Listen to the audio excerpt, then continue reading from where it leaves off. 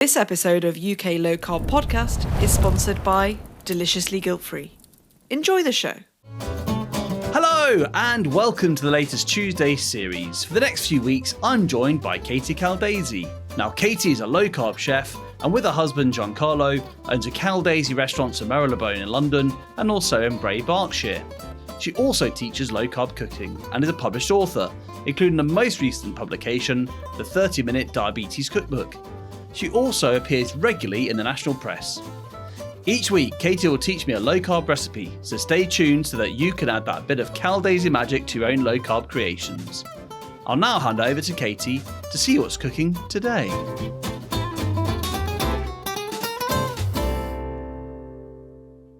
Hey everyone, welcome back to another Tuesday here on UK Low Carb. I'm your host, Dan Grief, and just like the last two episodes, I'm joined by the fantastic Katie Caldesi. Welcome back to UK Low Carb, Katie. Thank you very much. It's great to be here. It's good, and it seems like it's going really well. People are really responding amazingly well to your recipes. I just want to say to everyone who's making the bread or the Shopski cheese so far, please share your photos. So we're on UK Low Carb Pod on Instagram. Where can we find you on social media, Katie? On Instagram at Katie Caldesi would be brilliant. And I'm also on Facebook under Caldesi as well. Low Carb Together. Love that. So share your pictures. I tell you what, let's invent a hashtag quickly. We haven't discussed this before. So we call it Caldesi Magic, Caldesi Magic. Then that's the hashtag to use. If you've got pictures of the recipes you'll be making yourselves, then I would love to see them or see your lovely faces while you're enjoying eating that bread and Shopski cheese. But let's go into today's episode where we are actually doing another sort of dish. And when we discussed this originally, we're very much talking about what are the low-carb equivalents that people miss out on. And certainly bread is one of those. And one of the other ones you said was actually rice. And this is a cauli rice dish. So I thought it'd be quite nice to go into that because it's something that's, we do quite often miss in the low-carb world, don't we? Yes, we do miss. We do miss rice. And this is also, I'm going to show you how to make the cauliflower rice in the way that we like to eat it, but also how to make it into something that is very similar to couscous. So, right. Okay.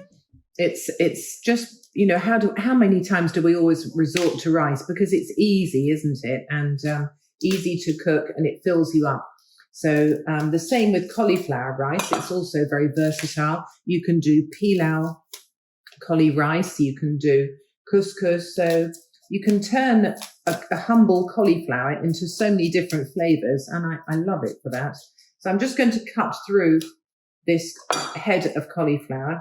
Because the strange thing about the cauliflower is that I remember a few years ago there was talk about how cauliflower was not a very fashionable vegetable, and actually it was going to die out. And the change in the last 5 years has been incredible because I eat more cauliflower now than I have before my whole life. I used to hate cauliflower as a kid. To me, it was this thing that was overcooked. It kind of didn't have a lot of flavour to it. The flavour it did have wasn't that nice. And yet, for some reason now, I've come around to thinking it's one of my favourite vegetables. I just love cauliflower. Because it is so versatile. You can roast it. It's wonderful. Yeah, it really is. And I think we have Otto Lengi partly to thank for the sort of popularity of cauliflower, and then the whole low carb movement of people realising that you can do so much with it and it's so naturally low in carbs. So this was a sort of small to medium sized cauliflower. So it's probably, I've got about 500 grams here of cauliflower. I only need about 400 grams, but I'll use the whole thing. It doesn't have to be a precise recipe anyway. I'm going to just get my oil heating up here. I've got a large frying pan. Okay. And I'm going to fry. I've got some leek because when I did my nutritional analysis for this, my leek was slightly lower in carbs than onion. Yes, it is. Depending on what software you use, that might be argued. But in the software I was using, my leek came up lower in carbs than onion. So that's why I'm using leek. And I think leeks are underused and naturally sweet and so delicious. I love leek. Economical. Yeah, I love leek. So I'm going to get the leek frying here while I make the cauliflower rice. And here I've just divided my cauliflower into florets that are probably, each floret is about the size of a small egg, so that I can put them in the food processor And I've also got my leaves here. So sometimes I use the leaves and I crispen them up in the oven. I've also got the stalk here as well, and I've chopped the stalk up into smaller pieces so that I'm not wasting any of the cauliflower. I'm going to do it in 2 batches because there's quite a lot there. So I want to check. So you're actually going to food process down the cauliflower, and then you're just frying off the leek. Is that right? Yeah, that's right. Yep, I'm going to make the cauliflower out of the cauliflower in my food processor. I could use a grater if I wanted to. Now, this is always the tricky bit, isn't it? You can easily destroy cauliflower rice very quickly, can't you? You can go from rice to slurry. So, and rather than leave it with too much. Yeah, sure. I've got something that is the size of rice Love in my it. food processor. I'm going to tip that into a bowl.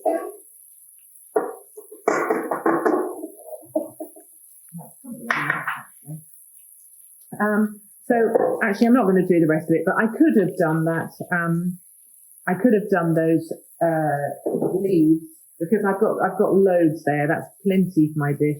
I could have done those leaves if I wanted to, and you just get slightly flecked rice rather than being pure white. It's white and green. Oh, so the leaves are fine as well on cauliflower. Oh, okay. Yeah. I've never actually eaten a cauliflower leaf. I didn't know that. Yeah, and the other thing you can do with the leaves is, I'll show you because I haven't used them. You can just rub a little oil and salt into the leaves. Right. So here is one of the leaves. I just rub a bit of oil in there and a little bit of salt and pepper, and you can roast them in the oven like kale chips. Wow. And they're so Okay. delicious. So I'm gonna definitely try not that throwing my then. leaves away. The amount of waste that I've made then in the past by just chucking away the leaves, thinking, well, that's just like the nature's wrapper. But actually, you can actually eat it in its own right. Okay. I've got the leaves here. A little bit of oil on them. And you could use sesame oil as well if you wanted to. I'm going to use a bit of olive oil or coconut oil. It doesn't matter what you want to use, but it's nice to rub them in a bit of fat. I also think that that's going to help you absorb the fat soluble vitamins from the leaves. True. So there they are. They're oiled up. Rub the rest of the olive oil into my hands. A bit of pepper on top. This is a revelation to me. I never knew you could do this. So I'm going to try this tonight. Yeah, because you can do it with kale. Leslie's going to love it. She's like, what are you doing? I'm like, cooking cauliflower, every single bit of the cauliflower. I'm, making a Shopsky's cheese and a bit of bread to dip it in. Yeah, absolutely. So I put some salt in my frying leeks, and I've got some salt on my cauliflower leaves. So those are ready to go in the oven. Wonderful. So those are now in the oven baking, those leaves. How long do they take roughly, Katie, did you say? They take about 4 minutes to cook those leaves. Oh, so right. I'm just not keeping very an long. eye on the time over here. I've done my cauliflower rice. So this I showed you before is sort of granular and perhaps slightly bigger than some rice grains, but I don't mind that. I like a bit of texture to it. Yeah. And the leeks are just coming along nicely here. They're sweating away in a little bit of olive oil. And I'm going to add a garlic clove into there as well. Yep, So can't go wrong with garlic. Always nice. Chop the garlic clove. You could also grate it as well, because that's pretty quick. In terms of like the flavour, as you are, a chef, I just want to ask, what's the best way of, is it chopping garlic's best to get the most flavour out, or crushing garlic? Well, what do you recommend for flavour? Cooking, they often, I'm just putting my leaves on a minute longer. In Italian, they often just crush the garlic like that with the back of a knife. Okay. And then they don't chop it because they're very worried about burning it. So it depends. You could do that. And then the garlic usually just dissolves into whatever you're doing, whatever you're cooking, particularly if it's like a tomato sauce or a ragu. Then I wouldn't chop it at all in Italian cooking. And in this version, I've just chopped it not the way through to the end, but almost to the end. And I've gone down through the garlic clove one way in little vertical cuts and then turned it and gone back through the other way. So you have sort of protruding fingers joined together at the wrist or at the end of the garlic. And then you chop down through it like cutting an onion. I was going to say like an onion. Yeah. Yeah. Now I've got pieces of garlic that I'm going to add into the leek. But because it doesn't take very long, my leeks are practically done. And I've just stirred the garlic in. Wonderful. And I think that's the cauliflower leaves are done now. So I'm just going to get those out and show you. Yep. Here are the cauliflower leaves. So they're just nicely browned and crisp. So you can peel that one off. So they're sort of quite beautiful, actually. They're quite translucent on the leaves. The stalks don't cook in 4 minutes, so they stay nice and crunchy. But I never knew you could do this. That's a revelation to me. Delicious cauliflower leaf chips or crisps. So they're very hot. So I'll nibble just the end of that one so you can see. Perfect. Here's a bite of it. There you go. So your film nights now will have the popcorn experience, but now instead of having a bag of popcorn, you can have some cauliflower leaves with lovely low carb. Perfect. Okay, so I now need to I've got some pepper here. I've got red pepper and I've got a yellow pepper, and these are these Romano peppers, but you could use normal bell peppers if that's what you've got to add to my cauliflower couscous. So Romano peppers, these are like the longer versions, aren't they? They look like a big chili rather than a pepper. They're all part of the same family, aren't they? They must be, yes. Yeah. And so are these slightly sweeter than I suppose sweeter than a chili? Are they sweeter than a bell pepper as well? I don't know, really. I've never done a side-by-side tasting. I love peppers. Absolutely love them. I love peppers. I didn't realise until recently they're all the same species, whatever, but they're just different types of, just different, what do you call it, times on the vine or the plant, aren't they? Different ripening stages. I didn't realise that. Varieties. It's a bit like olives, I didn't realise peppers were. I just assumed they're different species or something. But no, I'm sure that are they all the capsicum family? Is that right? I don't know. So I've added some peppers into there. In fact, I may as well just finish that red one. And I don't really worry too much about whether seeds go or not. It doesn't really bother me. I've taken the core out. And again, these are the Romano peppers. So they're quite quick to cook because the skin is quite thin on them rather than the big bell peppers. So I'm going to stir those in. So you've already got this very colourful dish of pepper and leeks. And a little tip here is I'm going to put a splash of hot water into my peppers, and that helps them cook without burning and without necessarily having to add loads more oil. So a lot of the way that you that Italians will soften peppers is to add a little bit of water, and then the water evaporates off, and you're just left with the oil and the lovely taste of fried Because actually, peppers. I'm always surprised by how long peppers take to cook. They take a long time to break down, don't they? So that's a perfect little technique. I'll use that. And you could put the lid on as well, so they sort of steam fry. That's the other way of getting them to cook. I do want a bit of crunch, so I don't have to. I'm not going to wait too long. And then into here, I've got my spices. So I've got how much is this again? 1 teaspoon of ground turmeric, 1 teaspoon of ground cumin. And I've got half a teaspoon of chili flakes in here because I like the you want a bit of kick, definitely. And the point of using the turmeric is so that you change the cauliflower rice from white into a beautiful so that lovely golden yellow colour. So you can cook these peppers how you like them. I said, I like a bit of crunch, so I'm putting my spice in. It just made me realise as well, biryani is one of those curry dishes I used to always love when I was eating carbohydrate, but it's made out of rice, isn't it? So this would be a perfect substitute, I suppose. You could, it would. Go down the more Indian spice route, a few more spices as well. Wonderful. I know, and this is sort of halfway between Indian spices or Arabic spices. Really. Yeah, I was thinking it's kind of got like a North African sort of feel to it. Vibe to it, yeah. So I put some seasoning in there before. I put pepper and salt in, so that should be fine. So I've just cooked that spice off a little bit. I can smell the cumin coming up from the dish. I can smell that sort of nutty earthiness of the turmeric. And I'm just going to... I'm a real foodie. This is killing me. I wish I was there right now. Because when you see these TV shows on, like morning, Saturday morning shows, whatever, on this morning in the week, and they get to eat it afterwards. So they go, oh yeah, okay. I'm just getting to see it over a screen, which it looks fantastic. It's a killer, isn't it? I just really want to try these dishes. I'm just going to go out and just eat anything after this. I'm so hungry. Anything low carb, of course. Obviously low carb. Yeah. I'm just going to add a bit of water into this. So the same idea, just a splash of water. Okay. Because that will help with the cauliflower to cook through. Yep. Without it burning. I don't want it catching on the bottom. So a little bit of water. And then I'm just going to put the lid on that so that, again, it sort of steams in there. So I'm going to put the lid on there. So what are we talking in terms of time, do you think, for that to be cooked?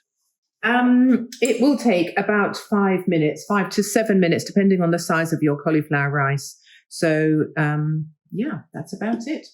Fantastic. And not too long at all then. I'm going to chop up some coriander. If you don't like coriander, you could put parsley into this dish just for a bit of colour. But I also think the flavour is lovely of coriander. But if you wanted to, you could coriander, yeah. Yeah, I adore it. You know, it's genetic if you don't like it. So I have one son that can't stand I hated it. I grew up hating the stuff, and my sister hates it as well. And then suddenly, I don't know what it was. I must have had something with it in. I just decided when I was in my 20s, actually, I love that flavour, and now I love the stuff. And yet my sister won't talk to me about about coriander, because she thinks I've just let the side down by changing my views on it. But I think it's a lovely flavour. Really do. Yeah, I know. I was like you. I never liked it. In my local Indian restaurant, they used to put it on top of the dishes, and I'd pick it off, or I'd say, "Please don't put that green stuff." Because it's such a strong flavour, isn't it? Yeah. It really is very strong. But if you love it, you just adore having that strong flavour. And if you hate I it, do carry the gene that can make it taste soapy. So I carry the gene, but I've changed. Well, to me, I think it was like bubble bath or an aftershave perfume or something. Yes. I'm like, what's that about? Yeah, soapy. Yeah. So I'm just tasting the couscous for the spice and to see if it's tender or not. It hasn't quite had its time yet.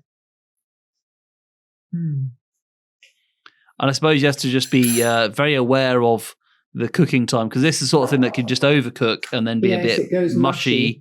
And you don't want the mushiness, do you? You want it to have a little bit of a crunch or bite to it. Exactly. And it just needs a bit of salt. I didn't put enough salt in there. So I would always say to people, taste your food. So many people, I think they read a recipe and they just kind of hope it's going to work out, but you've got to taste as you go along.